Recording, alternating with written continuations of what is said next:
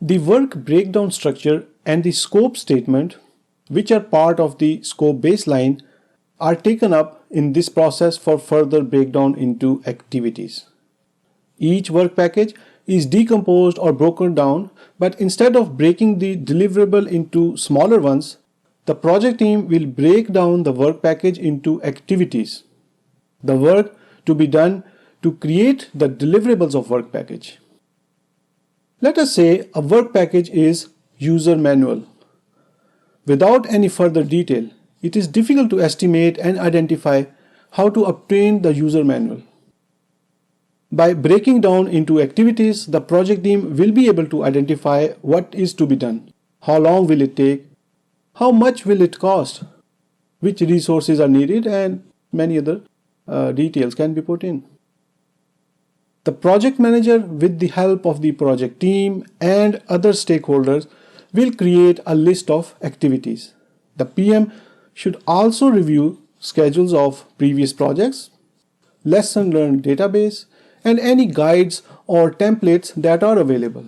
These assets give a head start, save time, and improve the quality of the defined work.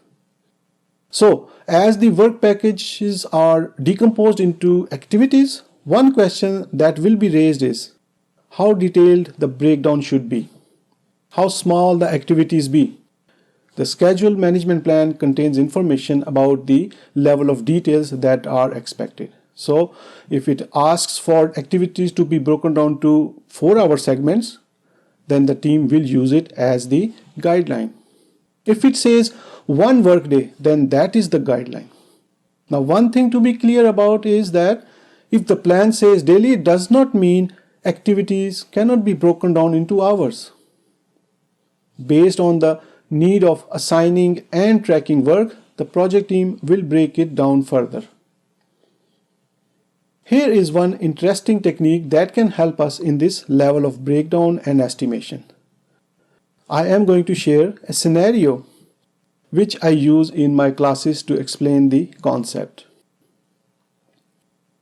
Let us say it was 31st of January when I was conducting a scheduling class. I asked the course participants, what will you be doing exactly 1 year from now on the 31st of January next year? Everyone answered, don't know. Next, I asked, what will you be doing in the last week of January next year?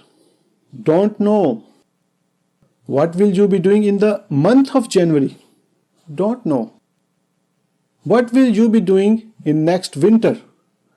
Finally, the faces brighten up and I get some answers. Trip to Hawaii, cruise, vacation somewhere, but haven't decided yet. Okay, next question. When will you be leaving for your trip to Hawaii and how long will it be? I don't know. It's too early to know all those details. I don't even know what activities we will be doing there, how much it may cost. Not sure if it will be early winter or late winter. Okay, next question. Who you are meeting tomorrow? Where? When? Why? Do you have all those details? The answer I get? Oh yes. Of course, I know exactly who I am meeting, where I am meeting, when and why. This approach or technique that we humans use naturally is called rolling wave planning. The project manager will plan the near future in a lot of details, but leaves the farther future at a very high level of detail. The project manager in the early stages of the project does not have the details, may not have the scope defined in detail, or schedule is just being worked on. No resource evaluations have been done yet. So how can the project manager inform the stakeholders on which date they have to start testing the solution and for how long they have to test the solution? These activities and their estimates will be kept at a higher level of details. For example, user testing will happen in November-December timeframe and expected to take 1 to 2 weeks of effort.